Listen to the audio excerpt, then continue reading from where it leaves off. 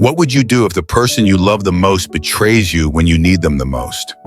A man on the brink of revealing his darkest news instead uncovers a horrifying truth hiding in plain sight. What happened behind those closed doors? Before continuing the story, tell me which city you're watching from. I want to know how far this video has come. And don't forget to like and subscribe to the channel so I can send you exciting stories like this every day. On the 1st of December, I got the news I was dreading. All the tests have confirmed the diagnosis. I have stage 4 pancreatic cancer. So basically, this will be my last holiday season. I'm okay with what is going to come. I am at peace with that. I have had a life well lived. All of my loved ones will be taken care of. I am naturally a private person, so my wayward wife, Emily, is unaware of my tests. I did not want to worry her until I had answers. So I head home early to have the talk. This is not something I want to do over the phone or text. Well, as you can guess, since I am here, my life changed more than once that afternoon. When I arrived at the house, I noticed the car of one of my business partners in the drive. There was no mistaking it, flashy, expensive with a personalized license tag. To say this is out of the ordinary is an understatement. I pull up our home camera system on my phone and notice it is in privacy mode, not recording. So I let it be and drove off to my farm property. Now, our camera system is for safety, and I never look at it unless there is a concern. With that said, I also love to watch for wildlife in the outside cameras. I also find it oddly satisfying to watch storms come through. So for my own enjoyment, years ago, I configured a second video recorder to archive the cameras to local storage. That storage is not accessible via my phone. So when I was at the farm, I opened up my computer and looked at the other server to confirm what my gut was telling me. And sure enough, there they were, snuggling in the living room, drinking wine, dancing, then going up to the bedroom suite. Apparently, they left the doors open because the microphone recorded their activities after they left the camera view. With my limited time left, I wanted answers, but I don't want the drama of a confrontation and divorce. Call me what you will, but all of my devotion and love for her left me that afternoon. I have all of the emotions that are to be expected. I know that I am not to blame. I have been a loyal, romantic, and attuned partner. I am now thinking about myself. I know what is important to me. So I called my lawyer and we reviewed my will and our prenup. I told him what was going on. We worked on understanding of how long and to what extent this affair has been going on. What has been found is disturbing, and I either clearly did not know the woman I shared 2+ decades of life with, or something in her changed.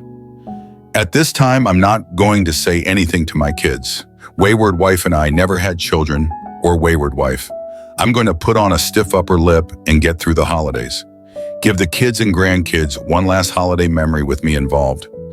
I will be the doting father and grandfather, and then try to play the doting husband role.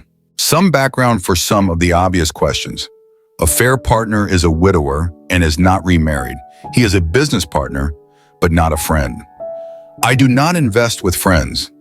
I never married my twins' mother and father. It was her choice, and I completely agree with her that at the time she made the correct decision. My kids' mother, Rebecca, married a wonderful man, Mark, when the kids were 7. Rebecca and Mark never had kids of their own. I got my head out of my butt when the kids were 3. I had been very involved with them before that, but that is when I started my road to be a father that I wanted to be. Rebecca and I co-parented well together, and I would call Mark a friend. Rebecca, Mark and I are in our 60s. Emily is almost 60. A fair partner is in his 50s. Emily and I are both in our first marriage. We were in our 30s when we married. What do I need? An outside outlet and release valve. If I'm going to accomplish my goal, I need to vent my anger and talk through my situation. What better outlet than internet strangers? I'm at peace with how and when my life will conclude. Let's get some reactions from the community before we move on. Life Yogurt Closet 98 says, I would confide in Rebecca and Mark so they can kind of prepare for the aftermath and take care of loose ends you may have missed. Sorry to hear all this. OP, Evil Eye Man states, I would leave a video, Will, where you explain to everyone why Emily gets nothing. Expose her when you have the captive audience in front of all family and friends. Overfollowing 50758 chimes in. In addition to a video will, you should also show your archived footage during the will reading. Inform Rebecca and Mark ahead of time. Make sure the will and prenup are airtight. Leave everything to the kids. Make the best of your time. Love those kids and your family. I'm praying for you. Nunio 5i81972 says, I truly hope that you leave everything to your kids and grandkids. Please don't leave anything to Emily. I'm sorry about this. I hope after the holidays, you can spend the rest of your life with those who truly love you. I'm so sorry you're dealing with this in the midst of your diagnosis, OP. You were right to contact your lawyer and try to lay some foundation for making the first steps towards divorce. Your patience and level-headedness surrounding all of this is astounding. I guess in times like these, we have to sort of maintain a sense of peace as it becomes abundantly clear what we have to focus our energies on. I'm sorry, OP. Update 1. First, I want to thank you all for all of your support. It really has helped. I have read all of your comments and it has given me a lot to think about. I'm going to give some general information to help clarify my situation. Rebecca and I were very young when we had twins. They were a surprise but always wanted. So the twins are in their 40s and the grandkids are all teens and older. Christmas is a week-long affair every year. We spend Christmas through New Year on the farm. We go cut down a tree after everyone arrives. We decorate, cook, play, and celebrate as a family. Rebecca and Mark have been a part of this tradition since I bought the farm. I remain steadfast in not telling anyone until after the new year. If I told Rebecca, she would not be able to keep it in. I don't want to place Mark in a position to lie to his wife. I want the kids and grandkids to enjoy the week. We will have plenty of time to cry and prepare in a few weeks. Emily's presence this week will just be a small detail in the long run. Really, I don't care about her anywhere near the rest of the family. The finances are very interesting. Emily and I met and were married after we both were very established in our job and wealth. She had a good job with a great pension. She also had 2 inheritances that were in a trust. We agreed early on that we were both comfortable and we would not disclose to each other our entire worth by her insistence. We also have a prenup where any property and/or trusts that predate the marriage and any income from those resources are not considered marital property. Again, on her insistence. Now I have provided both properties, housing with utilities. I purchased the travel, food, and fuel. Basically, I support her 100%. Her income and wealth is spent by her on herself. She purchased her car, clothes, personal travel, and cosmetic surgery. She's a very beautiful woman on the outside, but has shown she is very ugly inside. A few days after I got my diagnosis, I announced my retirement from the nonprofit. Now knowing what I know, I noticed Emily was a bit uncomfortable. I can guess why. I will be around more often, so tomorrow is my last day of work. Now I'll be focusing on spending time with the family. I gave the camera server info to my lawyer and gave him access from his office. So I don't know if they had activities again, but I would assume yes. Again, I don't care at this point. I know who I am and what is my worth, and a fair partner is a big step down. As flashy a fair partner is, I am low-key. I drive a 15-year-old pickup truck. I like jeans and t-shirts and coveralls in the winter. I know for a fact that a fair partner does not have anywhere near the wealth that Emily thinks he does. How? Since the trust has invested in his business, I get quarterly financials. I don't tell anyone how much I have that is between my accountants and me, but let's just say that the trust has been growing for 30 years. I live a modest life, and there's enough there for my great-great-grandchildren to enjoy the farm and have their education paid for. Once Emily knows what she lost, that will be her reckoning. I just won't see it. December really got busy. We did our normal social rounds these last weekends. A fair partner was at one of the parties. It was hard to not keep an eye on Emily and him. I don't think I was caught. With being so busy and wrapping up everything about the job, I have had an easier time keeping it together. Emily has not expressed anything that would lead me to conclude that she knows I know. I'm not proud of this, but I will still sleep in the same bed. I have been selfish with her as of late. I feel like I'm using her, but she has apparently been using me for at least the better part of this year. I'm not as honorable as many of you have made me out to be. I hate this small amount of deceit. So don't worry about Emily getting everything because she will not. The trust is in great hands. I have detailed instructions on how it is to be managed. Thanks to the comments, I have made plans in case my health turns for the worse sooner than I want, or if I pass unexpectedly. I have also made plans to have in-home care when it is needed. Emily will not be my caregiver. If I become incapacitated, the lawyer will tell Rebecca, Mark, and the kids. Emily will be blocked from me. All important papers, valuables, and whatnots have been moved to a safe location. Finally, I have also started letters to each family member and Emily. Those have been harder than I thought. So I wanted to update you all before all of the festivities start. I might check in during the holiday week, but if I don't, it is planned and expected. Again, thank you all. Let's go back to the community for some more comments. NC Deep Diver says, thank you for the update and clarification. I am glad your twins are older. There is no doubt they will be devastated by your prognosis, but they are old enough to handle it. I wish you nothing but peace in your coming days, and I hope you will be able to build more lasting memories for your grandchildren. One suggestion, take a lot of videos over the holidays. In the years to come, when your children and grandchildren break out the photos of family get-togethers, having video to watch does more than put a picture to the name. Generations to come will be able to see your smile, laugh, and hear your voice. Thank you again for the update and clarification. I can't even imagine what you're going through, OP, but it is refreshing to hear that you have taken all the right steps to protect yourself and your family, excluding Emily. As for Emily not knowing the full story of a pair of partners' financials, you're probably right, and she's a fool for thinking otherwise. In fact, she's a fool in general. Update 2. Mission accomplished. We had a great drama-free holiday week. I have made it to 2023. I apologize to anyone in advance. I find humor about my condition helps me. I am finding I am being a bit selfish currently. All of the participants dispersed yesterday afternoon. I only have a few updates because I'm not going to talk about my week with the family. That is for me to cherish. Observations about wayward wife in this week. I honestly think this is the first time she stepped out. Being with all of us this whole week seems to take a toll on her. It is funny how when you know something, a person's actions make more sense. She was secretive about her phone. She stepped out on her family gathering to get some quite a few times. The best was when she needed to run into town and one of the grandkids wanted to go to town also. The gymnastics she did to not take the grandkid.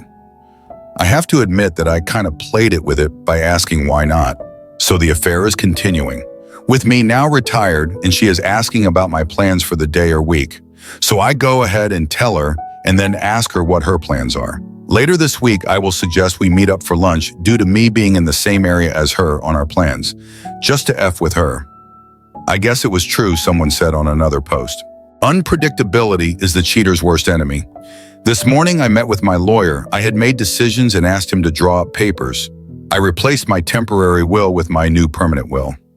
That has been signed and should not have to change again. In preparation for all hell breaking loose, I had him draw up divorce papers based on the prenup and the evidence of the affair.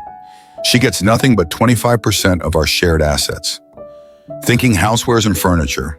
I keep all of my liquid assets, retirement funds, and items I purchase with my own wealth. Also, if I push it, she is required to pay alimony. I have signed them and have a packet created with all of our evidence of the affair. I am holding this in case I want to use it. I sold my loan to the trust. I will allow the trustees to convert it to shares in a fair partners company. Speaking of the trust, I have decided how I want it to be managed. I will drop myself to a 1% trustee. The twins will get the majority of the trusteeship. The 4 grandkids will make up the rest. All of the grandkids' proxies will be Rebecca and Mark. As each turns 24, the kids' trusteeship will move from Rebecca and Mark to the grandkid. If a fraction is left over, Rebecca gets the extra share vote value. I have planned a meeting with the kids, Rebecca and Mark, for next week. I plan on telling them everything then. They have to sign documents and they will want to know why I am doing this. So when this is done, my personal value will be my liquid assets, personal property, and the money from the affair partner's loan. So in the worst case scenario, Emily will get very little compared to the assets and value in the trust. In the next couple of weeks, I will disperse the few personal items I want to go to the kids and grandkids. Those are already at a safe location where my lawyer has access. Some of you commented on my health. Well, if I was not clear, I am not fighting this. I am letting nature take its course. So I have no ill side effects from any treatments. I did notice this week I was more easily tired out. The family noticed also. I played it off as the old man getting older. I still have the cough. The cough is what started it all. It was my tumors in the lung that led to all of the diagnoses.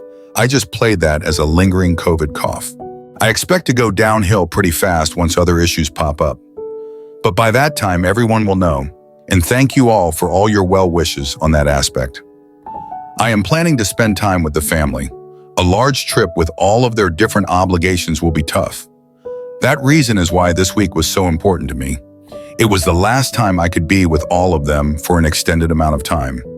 I am thinking of a small trip for myself. We will see. I do plan on spending a day one-on-one with each child and grandchild. That is my next goal. The letters are not done. Those are very difficult. I will let you all know how the meeting next week goes. Best to you all. One more community check-in. Butters is Mantequilla says, "You're such a lovely man, OP. There are really crappy people who get to live a long and useless life, yet people such as yourself are robbed. I am sending you the biggest and tightest hug that lasts a long time, not a fleeting, insincere one." The OP replies, "Thank you, but don't worry about me. I have had a life well lived. If this is my time, so be it.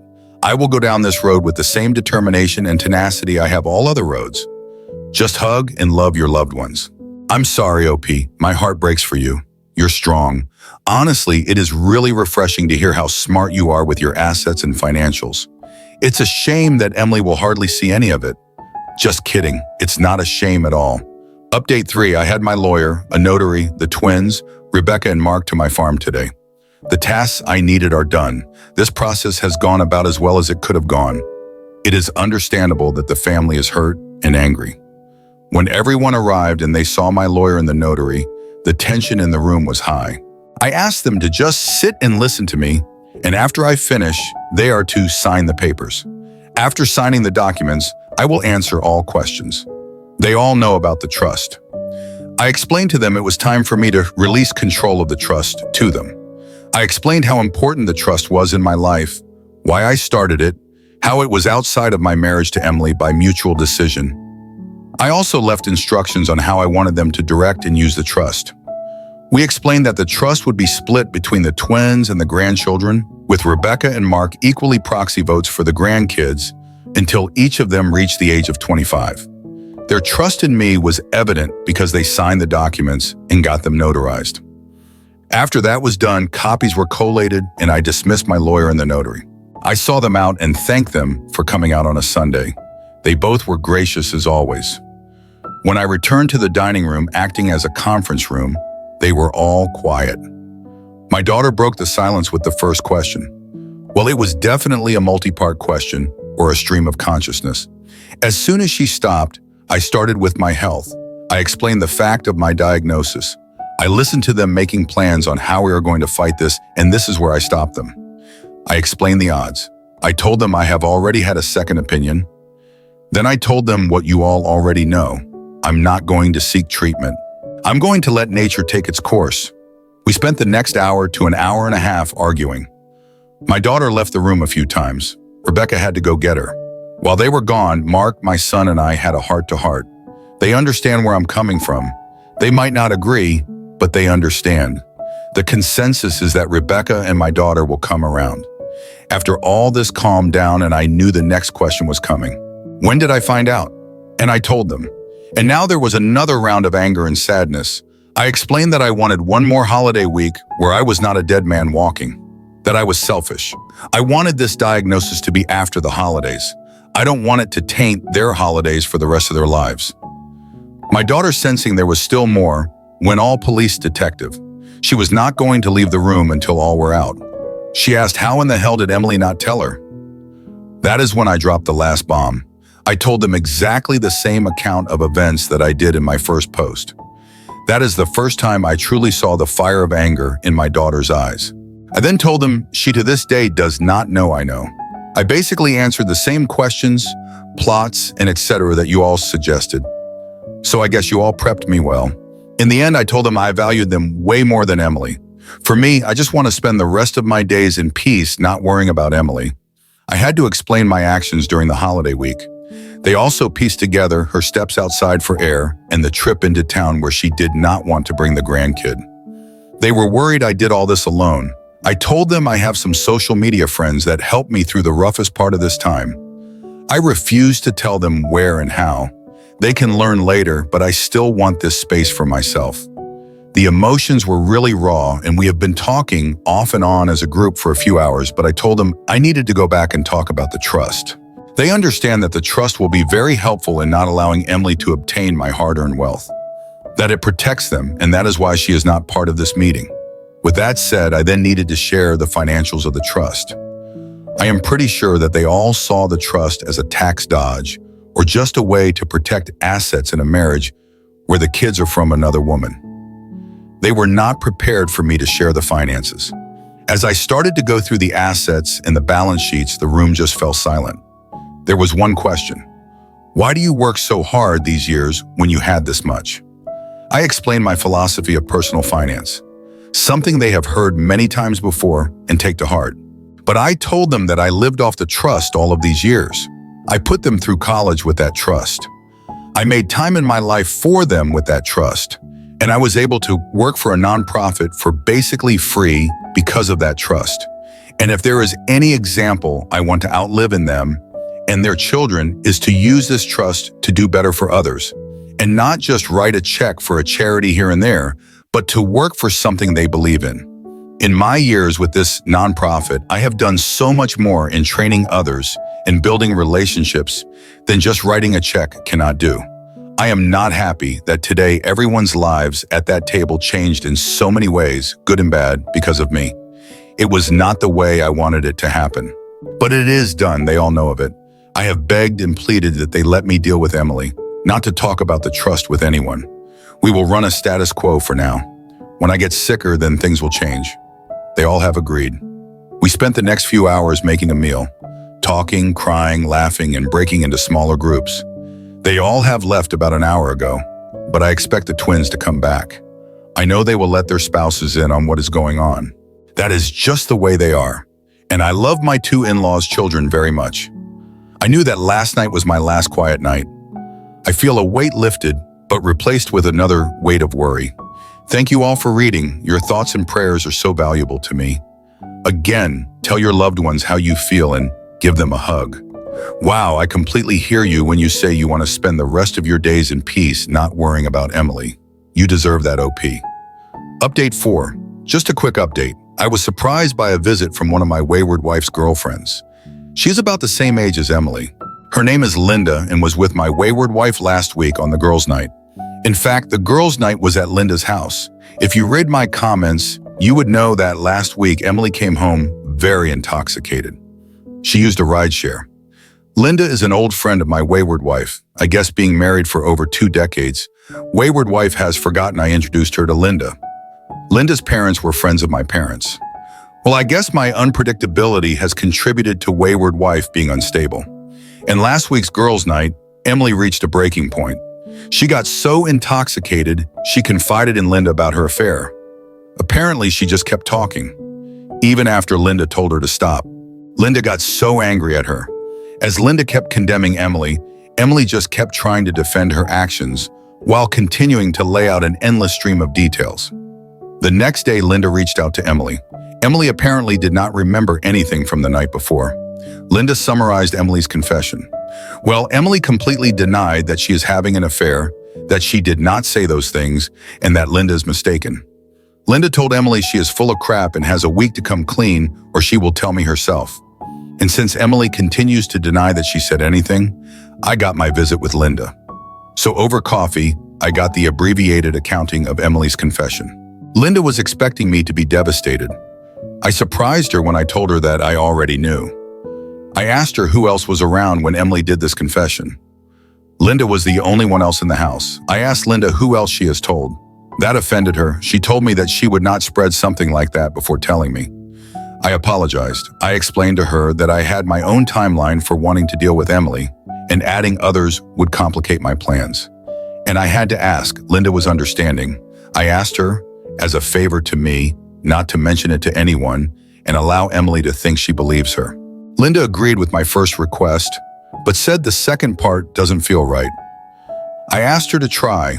I told her I would be okay. Linda said that anything else I need, all I have to do is ask. I know that I will have to make another apology when Linda finds out about my health, but I will deal with that another day. So I am going to confront Emily tomorrow. We have a regular date night, and I plan on calmly telling her what I know, my condition, and how I'm going to spend the rest of my life without her. I hope the public setting will keep the drama to my plan is after the confrontation, to give her what I know, asking her to not contact me or my family. We will see how it goes. Oh wow, how the tables do turn. Everything catches up to people eventually. People can run, but they can't hide. Update 5, Mike Tyson said, everyone has a plan until they get punched in the mouth. Yes, every plan does not go exactly as you vision. Mine is not exempt from this reality. I will take a moment to set the table of my plan for you. Emily and I have a weekly date night, and we generally use the same restaurant, so much so we have a regular table. It is in the back, to the back, still public but away from the high energy near the bar. I decided that this would be the place I confront her. I planned to do it after the end of dessert. I got my lawyer and his wife's reservations at the same time. I gave our server the payment for both of our parties' meals before we began. She has been our server for years. I had Linda on call to help Emily after I leave. My plan was to end the meal with a conversation about our relationship. I want her to record it. Then I would confront her, tell her about how I know my diagnosis and the plan for what I want, and give her a letter asking her to not contact me or my family or come to the farm. I would have the letter witnessed. I would also leave her a briefcase full of evidence along with the divorce papers, then get up and walk away. I expected her to not make a scene to protect her social status. I did record the conversation. She gushed about how great our relationship has been over the years. She talked about how great we are as a team. I asked her if I treat her right. Have I ever abused her, etc. She said, of course not. Then I asked her, why did she cheat on me? She stated that she does not know what Linda told me, but that she is wrong. I told her I had already known before Linda told me. At that point, everything I think Emily had prepared to counter this conversation left, and so did the color on her face. All she could do was ask, what? I then told her to let me get through this without interruption, and she shook her head in agreement. She went from a confident and prideful woman to a woman with the deer in the headlights look. All she could do was nod. I then explained how I came home after my meeting with my doctor. I was rushing home to have the most difficult conversation with the one person I wanted to talk to. I explained that when I drove up, I saw his car. I then checked the cameras and saw they were in privacy mode. I decided then to go to the farm. I told her that I still had footage, and she almost interrupted to ask how, but I just put up my hand to remind her to let me finish. I told her about my diagnosis and plans to not fight the disease. I saw the heartbreak in her eyes and I got angry. How can she feel sorrow for me? But I moved forward. I then signaled the waitress and she went over and got my lawyer. They both came to our table. My lawyer handed me a briefcase and a folder with a letter. I told her that I don't want her to contact me or my family or come to the farm after I left tonight. I signed the letter and asked the server to witness it.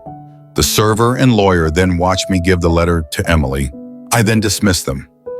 I then concluded by giving the briefcase to Emily. I told her I know much more than she expects. I was totally destroyed that there are divorce papers and they're already signed by me and she can sign them and start the divorce proceedings. I told her I don't expect to survive a contested divorce, that as long as I am alive, she can stay at the home in town. I will be at the farm. I will not see her after tonight.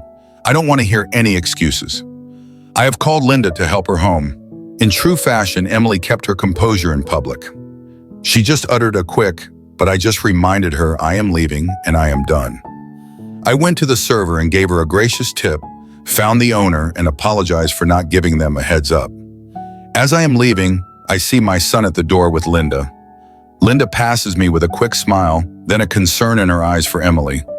My son grabs my truck and his wife drives me to the farm.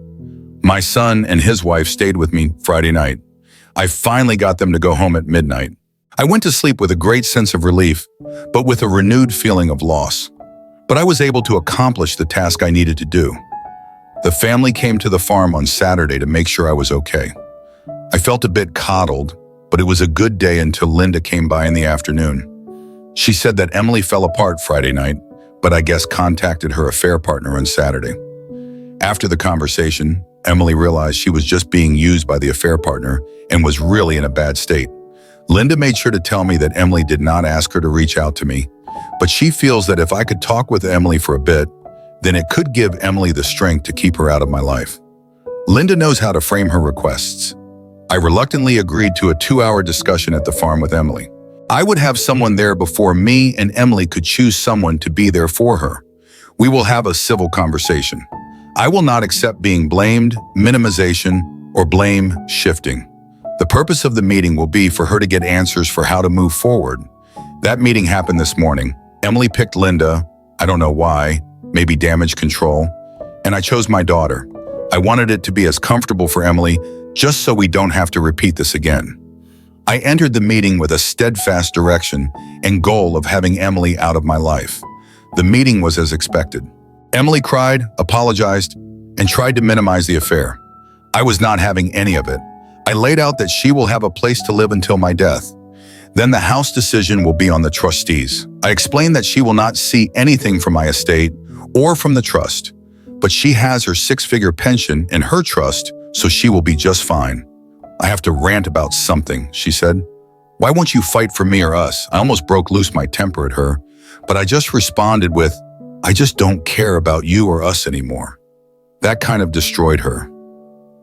Here I am going to express my anger. This is the mind of a selfish cheater. All they think about is themselves, that even after destroying someone, they expect to have enough value in that person's eyes to fight for. F that. I was not worth fighting for her against her desires or greed. F her. Sorry for the rant. Emily gets the answers she asked for, but in hindsight did not want them.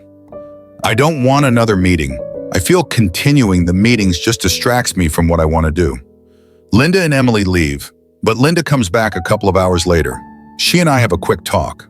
Apparently, a fair partner had received notice from the trustees that they are going to convert the loan into shares of his company. And since the trust will be the majority owner, they are asking for a full forensic audit. My daughter with the MBA is not wasting any time. Well, I guess when Emily went to him for comfort, she realized what I already expected. He was using her to see if she could buy the loan from me. There were offhanded comments in the recordings that I suspected he was up to something. Well, but the paperwork filed, a fair partner, knowing I sold the loan to the trust and Emily no longer in my life, her usefulness to him is gone. And he let her know. Apparently, Emily also confided in Linda that her trust is exhausted. She will only have the income from her pension. She saw life with the affair partner to be more glamorous than with me. She truly thinks his net worth is more than mine. He drives nice cars, eats in fancy restaurants, flies us first class. Why my husband played on his farm, drove an old truck, and we flew in economy class that she was planning on divorcing me when he expressed his undying love and desire to marry her. It disgusts me that she is this greedy and shallow. I won't see it, but I expect my family will tell her how much I was worth after my death. I'm so glad that her true colors were shown now, so I could deal with her and spare my family from her. Then Linda did something that was totally unexpected and threw me off guard. She told me that since I'm no longer encumbered, if I need a companionship to give her a call, I challenged her and asked why with my diagnosis, why would you or any woman want to spend time with me? There's nothing long-term. She responded that just because Emily is an ignorant slut and did not know what she had does not mean any divorcee or widow would not line up to spend what time I have left with me. That I am a hell of a man and any time with me would be cherished. And I would have quite a few lady callers lining up and she might as well be the first in line. I asked her, but most won't know Emily and I are separated. She said Emily does not want the social groups to know, but that she and Rebecca will make sure her story is out. I was polite and told her I would let her know. She smiled and gave me a kiss on the cheek. I thought about it after she left, but I'm pretty sure I do not want that complication in my life right now. I have left quite a bit out, but that is the highlights. I'm doing okay. It has been a roller coaster. I need a few days of peace and quiet. The social groups will know soon, both the breakup of my marriage and also my diagnosis. I will now have an endless stream of people wishing me well. I knew I could not delay it forever, but I don't want to be treated differently. However, life is what it is. Time to start dinner and relax this evening. Again, thank you all for all of your support. I will try to go back and respond to all of your messages. They mean so much to me. Speaking of messages, let's check in with the community some more. Raven Lyron says, I was waiting for this update all day. I'm so invested that I feel such a relief when you confronted Emily. My blood boiled when she asked why you won't fight for her in the relationship. Psycho, after everything she did, I'm glad that the affair partner played her and that everyone in the family knows. FYI, your daughter is the MVP for doing what she's doing. I also love that she wasted her trust. Nice. What a dummy. Linda is a mess. I mean, she's not wrong. You sound like one hell of a guy, but dang, Linda, you have OP a day at least. Also, I love that she will let the social group know. I don't know if you will continue to update. I hope you do. But if you don't, I hope that the rest of your days are filled with peace and the love of your family. The OP responds, thanks for the support. I have to admit, Linda took me by surprise. She said she wanted to be first in line. I guess she believes that fortune favors the bold. I'm sure there will be more drama that I need to vent and gain support for. Thanks. I think your reaction and your emotions are valid. To ask, why won't you fight for me or us? She should be asking herself that. And then there's Linda. I think I laughed out loud when I read that she was hitting on you. I mean, I get a diagnosis like that can be a lonely time. But yeah, that would be awkward. Update 6. First, I am doing okay. I am still above ground and above room temperature. Every day on my feet is a blessing. My coughing is a bit worse. I'm experiencing some discomfort. I notice I am getting winded a bit easier. Overall, though, a great week. Let's start with Emily. She has gone to ground. Her status in the community has crashed hard and swiftly. Once it was out, she was politely asked to resign from any of her leadership roles. Most of her circle has judged her harshly and has come right out and asked her if she chased their husbands. She has tried to reach out a few times. I have not responded. A couple was through proxies. I just asked the person to tell her I have said what I needed to say, and I know all I need to know. I really don't care if she needs closure. Why do I need to worry about her selfish need for that? She knows how I feel because I told her. Some of the details of the affair. They have been going on for at least 6 months. They took 3 trips together, one of which they played the newlyweds. Another was a couple celebrating a 20-year wedding anniversary, and the last they met on vacation staying at the same hotel. I guess role-playing was a bit of their dynamic. She used my house because she was comfortable there, but also the house is set back from the road and cannot see the cars in the drive.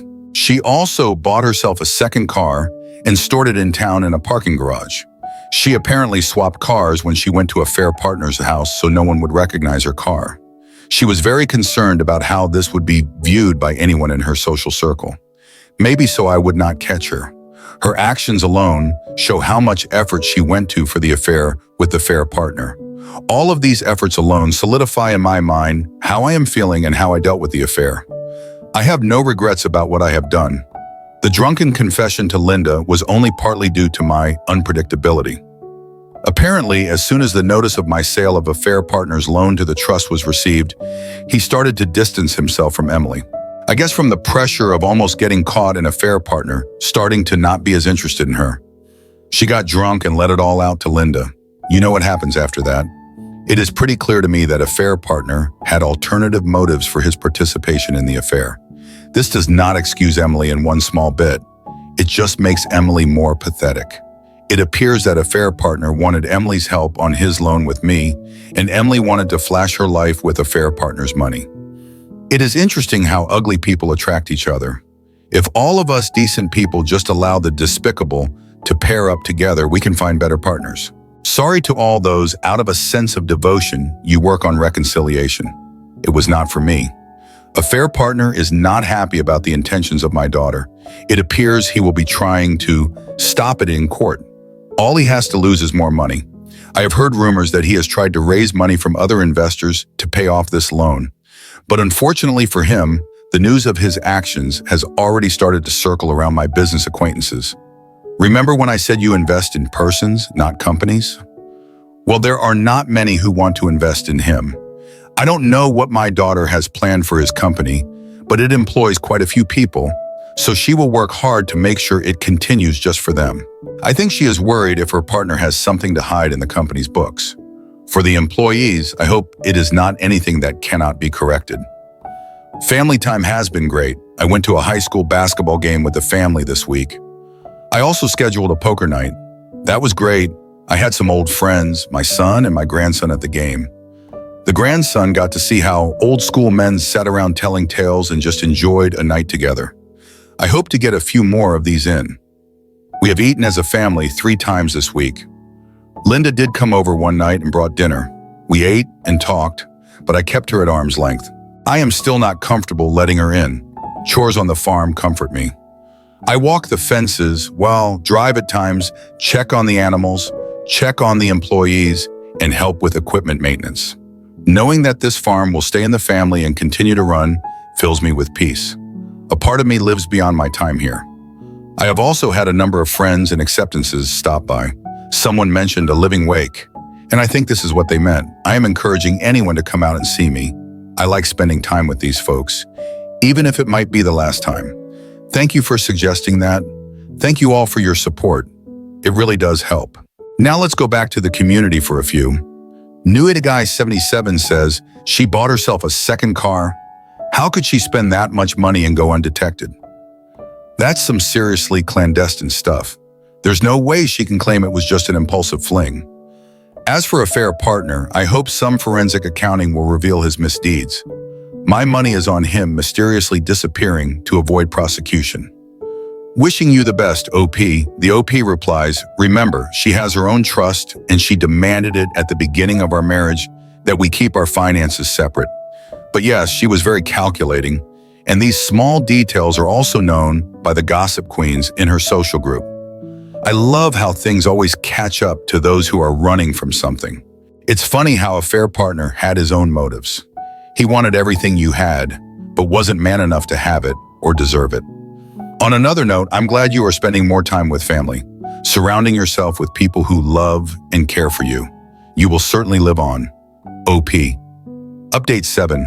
I unfortunately saw Emily again. I am still here, but it has been a bit rough. I am now home, but I did spend a few days in the hospital. I was found unconscious, but was still breathing, so they took me to the ER. I do have a do not resuscitate order, but I never died.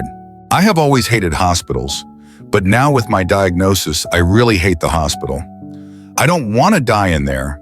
I have been home for a while now. I can no longer drive off the farm. Really, they don't want me to drive on the farm, but I am determined to keep doing my chores and seeing the sunrise and sunset as long as I can. I also have full-time home health care workers, or as I call them, babysitters, but I am not going to fight with the family on that one. So basically, I don't remember anything until I woke up in the hospital. Most of my family and Linda were in the room. I was stable by then, and the doctors just wanted to observe me for a day or two, and of course, run more tests to be sure. I had either my twins, Rebecca, or Linda with me for almost the entire time. There was one night when no one was with me, and I woke up with Emily in my room. I guess she pulled the wife card on a duty nurse that did not know to not let her in. I was tired, but she was playing the sweet and devoted wife. I don't know why. Then when I realized she was holding my hand and stroking my head, I pulled away.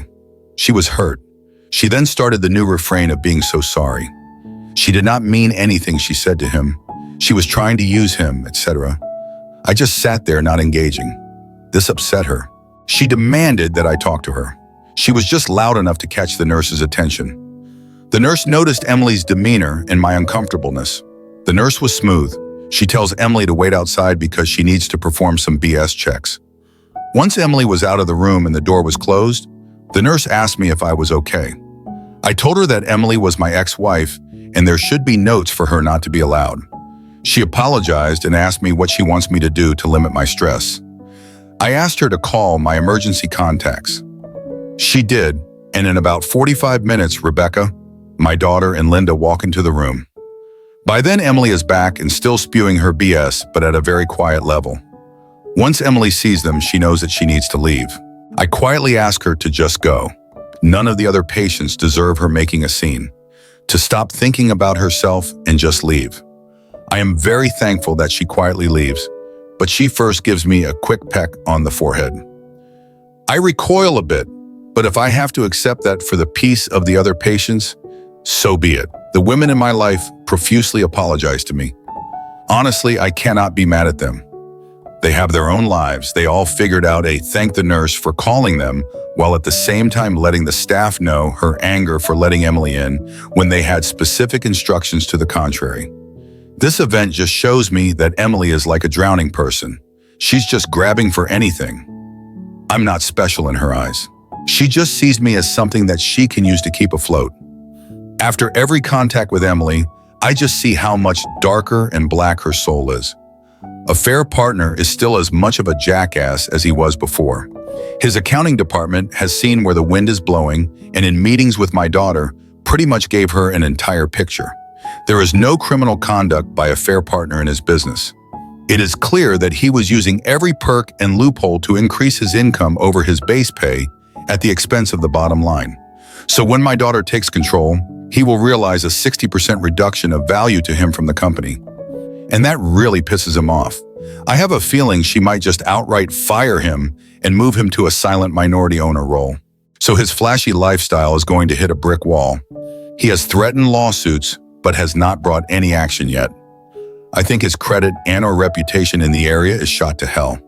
Linda has been a more permanent fixture in my life.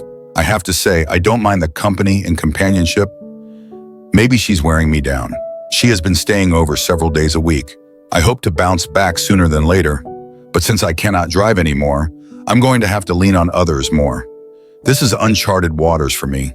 Linda has been eagerly volunteering to support me in this area, and before you ask, no, there is nothing physical between us other than sitting close together. Today's story isn't just about a man dealing with heartbreak and betrayal. It's a story about strength, resilience, and the power of family love. In his final moments, he chose not to let bitterness consume him, but instead focused on forgiveness and what truly mattered: his family, his legacy, and the cherished moments with his loved ones. This journey wasn't easy. He faced betrayal from the one he trusted most, deceit from someone he held close, and the challenges of his own declining health. Yet, instead of succumbing to despair, he rose above it all, putting everything in order and leaving behind priceless values for his children and grandchildren. The image of this strong father, grandfather, and man will forever stand as a symbol of courage and resilience. This story invites us to reflect on our own lives. Have we lived fully? Have we loved deeply? Have we spent enough time with the ones who truly matter? Life often gives us only one chance, and we need to cherish every moment. If you feel this story has touched your heart, hit the subscribe button now to stay connected with more meaningful and emotional stories like this. Let's spread the message of love, strength, and the value of life to even more people. Thank you for being here with us. Wishing you and your family a life filled with happiness and love.